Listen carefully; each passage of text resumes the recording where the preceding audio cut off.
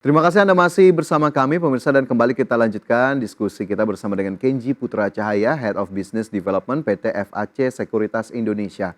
Mas Kenji, tadi kita tertahan ya di sektor perbankan begitu ya. Tadi perbankan secara kinerja cukup oke, teknikalnya juga cukup menarik. Lantas adakah saham perbankan yang bisa diperhatikan oleh pemirsa saat ini? Oke, kalau dari perbankan mungkin emiten-emiten big cap saat ini pelaku pasar sudah cukup familiar. Kalau dari saya mungkin ada BRI, Mas Wajar. Ya, Sorry, maaf, Mandiri maksud ya, saya. oke. Ya, Mandiri. ini Mandiri secara teknikal cukup menarik gitu.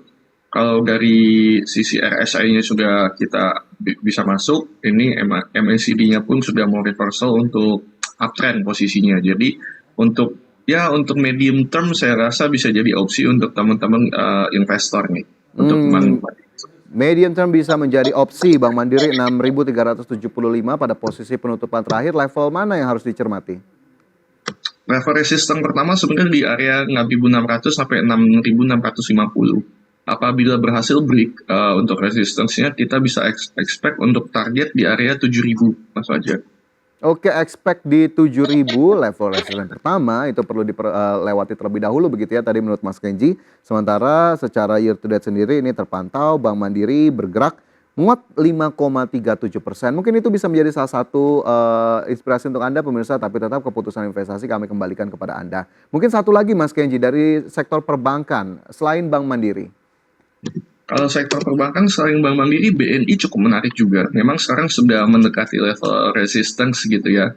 Ya, perlu kita lihat apabila berhasil break di area resistance yang di 4.900 ini, kita expect untuk BNI sendiri bisa lanjut ke area 5.300 sampai 5.500 untuk target medium term-nya, Mas Ojan.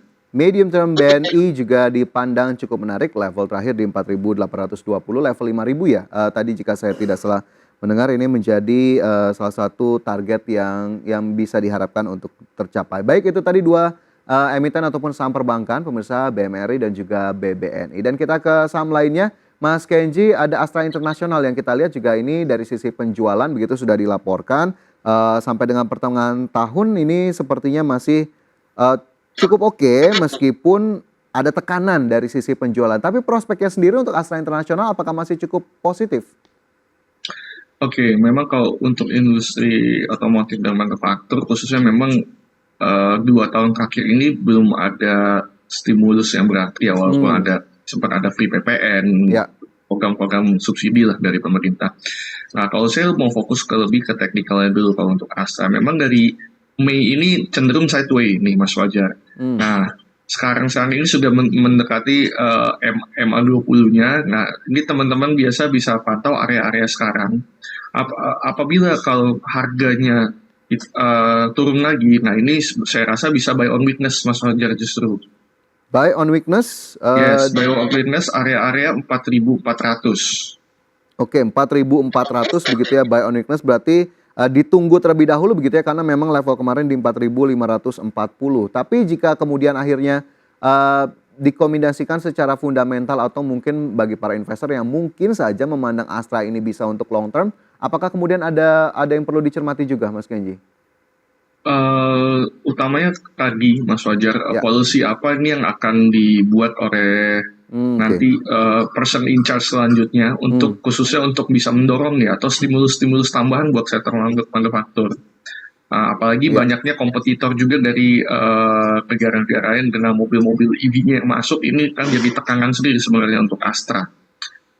Oke, jadi bagaimana kemudian nanti ditunggu apa yang kemudian bisa dilakukan ataupun di-boost oleh regulator sehingga akhirnya memang secara industri juga cukup terdampak secara positif dan Astra juga diharapkan bisa mendapatkan hal tersebut sebagai katalis bagi kinerja ataupun mungkin bagi sisi harga sahamnya. Baik itu untuk Astra, pemirsa dan juga tadi dua emiten sektor perbankan dan selanjutnya kita ke saham-saham pilihan. Nah ini Mas Kenji juga sebetulnya sudah menginformasikan ya. Pemirsa ada beberapa saham yang bisa Anda lihat namun keputusan tetap kami kembalikan kepada Anda. Kita lihat terlebih dahulu datanya berikut ini di mana saham-saham pilihan yang direkomendasikan ada saham BMRI di akumulatif buy ini mendapatkan rekomendasinya. Ini BMRI juga tadi sudah sempat diulas sedikit. Kemudian juga ada Arto buy on weakness. Kemudian ada Telkom ini speculative buy di level yang juga bisa Anda perhatikan. Sementara Antam trading buy direkomendasikan oleh Mas Kenji. Baik, 4 saham pilihan. Coba kita ulas satu persatu Mas Kenji. Mungkin tadi ada pemirsa yang belum tune in ataupun baru masuk begitu ya, bergabung. Bank Mandiri belum sempat tadi melihat ulasannya sedikit. Nah, ini masuk saham pilihan Mas Kenji, silakan. Oke, jadi buat rekan-rekan yang tadi belum join, untuk Bank Mandiri sendiri memang salah satu perbankan emiten big caps yang kita lihat secara teknikal performanya semester 1 ini cukup baik. Nah, ini bisa kita expect kelanjutan di semester 2-nya. Jadi salah satunya tentunya ada sentimen rilis laporan keuangan, dan juga secara fundamental Bank Mandiri ini membidik pertumbuhan kredit untuk semester 2-nya lebih bagus lagi nih. Kurang lebih year on year-nya 13-15% lah begitu. Dan secara teknikal MACD-nya masih uptrend. Jadi buat teman-teman investor yang suka nih emiten-emiten perbankan, khususnya perbankan big caps gitu, ini bisa jadi opsi untuk Bank Mandiri. Oke, level-levelnya boleh juga disampaikan kembali Mas Kenji? Oke, baik. Untuk entry price-nya bisa di 6375 sampai 6400, dengan target price untuk menengah itu di 7050 sebenarnya. Tapi dengan catatan perlu diperhatikan level resistance-nya di 6650, dan posisi stop loss-nya atau level support-nya di 6050. 6.050 juga bisa menjadi stop loss, sementara tadi level yang bisa dicermati untuk Bank Mandiri pemirsa ada di level-level 6.050 dan juga 7.050. Rekomendasinya akumulatif buy untuk BMRI. Baik, kita bergeser ke emiten berikutnya. Ada Arto ternyata di sini masuk dalam salah satu saham pilihan buy on weakness. Nah, ini catatannya apa saja untuk Arto? Nah, Arto memang sebenarnya sempat koreksi nih, gitu Mas Fajar, dalam minggu-minggu ini itu cenderung sideways dan bahkan koreksi. Nah, tapi yang saya lihat secara teknikal ini buat teman-teman yang mungkin risk appetite-nya cukup lebih gitu, ini bisa jadi opsi juga. Maka itu target saya juga nggak jauh-jauh, entry price di area 2250 ke bawah, range 2200 itu untuk target price di level-level 2600 sampai 2670. Resistance-nya di 2460 ini teman-teman perhatikan, kalau bagi yang mungkin risk appetite yang nggak terlalu tinggi, itu sudah bisa profit taking partial dulu gitu di 2460. Untuk area support atau stop loss-nya masih di 2120. Oke, kenapa kemudian Arto ini dinilai oleh Mas Kenji untuk teman-teman ataupun investor yang memiliki risk appetite yang agak tinggi, Mas Kenji? Oke, pertama untuk saham-saham bank digital memang under pressure ya, dalam arti market juga kemarin sudah price in juga nih. Nah, ini trennya memang cenderung masih sideways gitu. Jadi kita tidak bisa expect pergerakan yang terlalu fluktuatif lah kalau kita bisa katakan. Nah, tapi untuk kenapa Arto saya sempat lihat, karena dari sisi fundamentalnya dia cukup oke gitu. Laba bersih tahun berjalannya itu sudah naik 30,41% per Mei 2024 ini. Penyaluran kreditnya sekali lagi juga meningkat juga as expected. Untuk teman-teman rekan-rekan perusahaan bank digital atau emiten bank digital, itu penyaluran kredit itu jadi key factors juga. Dan teknikalnya cukup menarik kalau saya lihat gitu. Jadi dari RSI-nya masih kita bisa masuk, memberikan sinyal-sinyal tambahan. Stokastiknya pun sudah mau reversal untuk arah mau balik arah, tapi memang masih akan ada koreksi lanjutan yang saya prediksi. Oke, ternyata dari sektornya juga cukup challenging begitu, cukup menarik dari sisi bank digital, sehingga akhirnya secara teknikal tadi juga ada sisi-sisi yang perlu dilihat, sementara dari sisi fundamentalnya ternyata juga cukup bagus dari Arto. Sementara kalau kita ngomongin soal Arto, Mas Kenji, ini kayaknya nggak bisa kita lepasin dari Goto begitu ya. Gotonya sendiri dari sisi sahamnya masih cukup direkomendasikan atau tidak nih, atau justru ada alert yang Mas Kenji berikan kepada teman-teman investor untuk saham Goto? Oke, nah ini Goto menarik juga nih Mas Fajar gitu. Jadi ya kan kita mungkin tahu di news sudah banyak juga diberitakan memang mereka sedang, bukan hanya Goto, beberapa emiten melakukan aksi buyback. Nah, aksi buyback ini dalam jangka pendek biasanya itu jadi stimulus atau katalis positif untuk tercermin biasa di harga sahamnya gitu. Nah, memang jadi action buyback-nya ini kalau saya lihat jadi katalis positif. Teman-teman mungkin kalau yang punya Goto di harga 50 atau 51, nah ini mungkin akan menantikan juga nih bagaimana tercermin nggak di pergerakan sahamnya Goto sendiri Hmm. begitu. Nah ini tapi nilai buybacknya ini baru setara kurang lebih 6% dari nilai yang udah disetujui. Jadi memang masih kecil. Nah ini dia.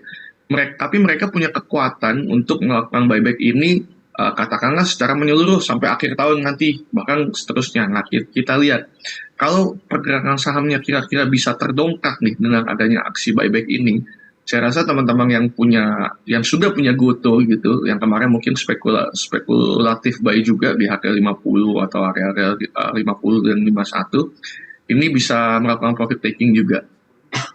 Oke, bisa melakukan profit taking. Tapi sebetulnya apa sih Mas Kenji yang bisa memboost harga saham Goto? Karena kita tahu ya, ini level-levelnya memang tidak begitu jauh begitu ya, masih berada di kisaran Rp50 per saham. Sementara jika kita tahu sejak awal penerbitannya kita tahu lah ini hype-nya cukup tinggi, tapi semakin ke sini kita lihat memang tidak terlalu lebar atau range-nya tidak terlalu lebar. Ini apa yang kemudian bisa menjadi booster tersendiri bagi saham Goto agar kemudian mungkin teman-teman ya masih bisa menjaga optimismenya begitu di saham Goto. Oke, untuk Goto sendiri, concern pertama saya adalah action buyback-nya. Seberapa Oke. konsisten dan Hmm. dalam rentang waktu berapa lama. Yang kita tunggu realisasinya dari stakeholder lah tentunya. Kenapa? Ini akan jadi key factors juga karena trust dari investor kan, seperti tadi Mas Fajar tepat sekali Mas menyimpulkan bahwa hype-nya kan dulu begitu tinggi begitu Ya. ya. Nah, ini trust-nya ini yang harus dijaga dalam arti apabila action buyback-nya ini dalam arti terjaga, dalam arti valuasinya terjaga, term waktunya juga bagus gitu. Ini kan menimbulkan trust lagi di investor terhadap Goto menurut saya. Nah ini yang karena kemarin kan juga ada beberapa isu seperti ada beberapa pemegang saham yang menjual sahamnya dan beberapa strategi kebijakan strategik lain lah kalau saya lihat gitu. Nah ini mungkin sempat menimbulkan isu-isu distrust di sisi investor. Nah tapi saya rasa action ini bisa jadi awal mula yang baik lah untuk Goto. Tinggal Oke, kita kita lihat realisasinya akan tercermin di harga sahamnya atau enggak gitu. Oke, kita lihat ya nanti bagaimana kemudian tadi katalis positifnya sudah dilakukan ataupun sentimen positifnya sudah diluncurkan tapi respon pasar seperti apa dan kita harapkan memang ya masih tetap bisa menjadi pilihan lah ya secara umum untuk investasi. Baik, dari Arto dan juga Goto kita bergeser ke saham pilihan berikutnya ya Mas Kenji. Tadi ada Telkom, spekulatif buy untuk Telkom. Masih menarik kah Telkom?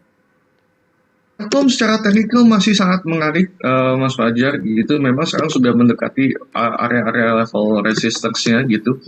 Tapi untuk target price di area-area 3.460 masih sangat possible itu untuk short term utamanya. Ini memang makanya saya kategorikan untuk spekulatif buy. Anak-anak usahanya juga kalau kita lihat fundamentalnya mendongkrak juga nih untuk kinerja induknya dari VNet, ada growth laba bersihnya itu secara year on year juga tumbuh. Nah, dengan secara teknikal kalau saya lihat untuk stokastiknya juga masih lanjut uptrend, RSI-nya juga jadi belum menyentuh level overbought, masih ada peluang margin di situ.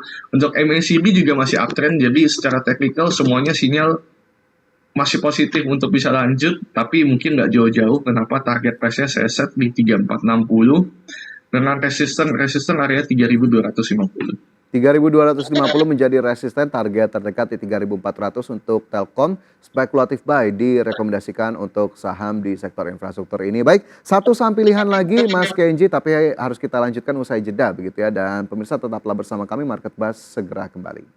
Terima kasih Anda masih bersama kami dalam Market Buzz dan pemirsa kembali kita lanjutkan diskusi kita bersama dengan Kenji Putra Cahaya, Head of Business Development PT FAC Sekuritas Indonesia. Mas Kenji masih tertahan tadi satu saham pilihan, ada Antam di sana yang masuk juga dalam rekomendasi atau pilihan dari Anda. Untuk Antam seperti apa nih Mas Kenji?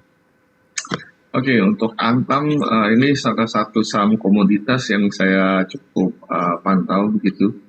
Kalau kita lihat performa komoditas kan komoditi boomnya sudah berlalu nih trennya Mas Fajar. Jadi tetapi untuk emas khususnya memang masih cukup powerful kalau kita lihat secara year on year ini masih perkasa juga kalau kita bandingkan dengan komoditas atau saham emiten komoditi lainnya. Untuk Antam sendiri target price-nya di area 1585. Perhatikan level resistance di area 1485. Untuk entry price-nya bisa di level-level sekarang. Kalau untuk Antam sendiri itu di 1345, 1350 pun masih bisa masuk begitu. Supportnya area 1175. Ini teman-teman mungkin perhatikan terus area-area stop loss kalau tidak kuat break resistance gitu. Sekali lagi, teknikalnya menarik, MACD masih lanjut uptrend, masih ada potensi lanjut uptrend, dan juga fundamentalnya didukung dengan harga komoditi yang kuat, sehingga saya merekomendasikan untuk Antam saja. Ya, sehingga Antam direkomendasikan tadi kombinasi dari fundamental dan juga technical mungkin bisa menjadi catatan untuk Anda ya pemirsa. Tapi sekali lagi tadi 4 saham yang sudah diulas dan juga masuk dalam rekomendasi Mas Kenji tetap kami kembalikan kepada masing-masing dari Anda sesuai dengan keputusan investasi Anda. Dan dari sampilan kita bergeser ke indeks harga saham gabungan terlebih dahulu. Pemirsa dapat kami sampaikan di mana IHSG ini terpantau mampu bergerak menghijau pada pembukaan di sesi pertama perdagangan Kamis. Ini kita lihat dari indeks harga saham gabungan sendiri. Ini terpantau menghijau begitu ya. 0,39% ke 7.315,67. Sementara indeks-indeks lainnya juga ataupun secara sektoral ini masih cukup menarik di mana hampir seluruh sektoral bergerak menghijau menopang penguatan IHSG. Sementara itu berdasarkan data RTI ini dari sisi movers, dari sisi saham-saham yang mencatatkan kenaikan cukup besar pada pembukaan awal ada Labs naik 32,12%, Guna, Oil, Suri, Baby, Golf, PMMP, SPRE, Kija dan KPIG. Sementara itu dari sisi losers ini ada Lmax, Atla, MANG, Teruka, SOL, IBOS, Nasi, BBLD dan juga BOLA. Sementara dari RTI juga ini didapatkan beberapa saham penggerak di pagi hari ini ada BBRI yang cukup besar, turnovernya dan juga menghijau, BMRI, Aman, SMGR, TLKM dan juga sejumlah saham lainnya. Mas Kenji, IHSG kembali dibuka menghijau, masihkah sesuai dengan proyeksi? Dan kita lihat dari sisi movers ini ada saham Aman Mineral yang juga cukup menarik, melesat 1,3%. Bagaimana kemudian IHSG dan Aman Mineral sejauh ini? Oke, kalau IHSG memang masih dalam area konsolidasi begitu, dan arti kita expect level range-nya masih antara 7.50 sampai 7.340. Nanti kita harapkan masih kuat gitu ya, didukung faktor-faktor makro yang ada yang seperti kita bahas sebelumnya. Nah, kalau untuk Aman Minerals ini menarik, memang salah satu emiten grup-nya juga. Untuk Aman kalau buat investor-investor menurut saya yang baru mau masuk sekarang itu lebih baik wait and see dulu, karena sekarang ini memang areanya spreadnya nggak begitu jauh, masih sideways gitu. Jadi kalau buat teman-teman yang masih tertarik nih untuk masuk atau untuk beli ke Aman Mineral, mungkin bisa wait and see apabila area-areanya cukup kuat dan arti dia bisa menembus EMA 20-nya. Ini teman-teman bisa masuk juga gitu. Tapi menurut saya nggak bisa terlalu banyak lagi karena tadi spreadnya nggak begitu jauh nih Mas Fajar kalau kita lihat katakanlah dari awal Mei sampai sekarang. Oke, jadi berapa lagi yang memang masih mungkin untuk dicapai untuk Aman Mineral sehingga akhirnya teman-teman atau pemirsa juga ya dalam tanda kutip bisa berhati-hati lah karena secara year to date-nya saja ini kenaikannya sudah cukup tinggi ya Mas Kenji ya. Betul, makanya kalau untuk mungkin bisa break di area 11.600 untuk Aman Mineral, itu untuk next level di 11.800 itu masih sangat possible gitu untuk AMMN. Oke, 11.600 begitu menjadi target berikutnya, sementara saat ini AMMN ini bergerak di 11.475. Bisa juga Anda perhatikan pemirsa. Dan satu lagi Mas Kenji, saham dari grup yang sama ada BRPT yang hari ini ataupun pembukaan pagi ini juga menguat 0,45%. Apakah kemudian cukup serupa ataupun rekomendasinya ataupun tadi catatannya masih cukup sama dengan Aman Mineral?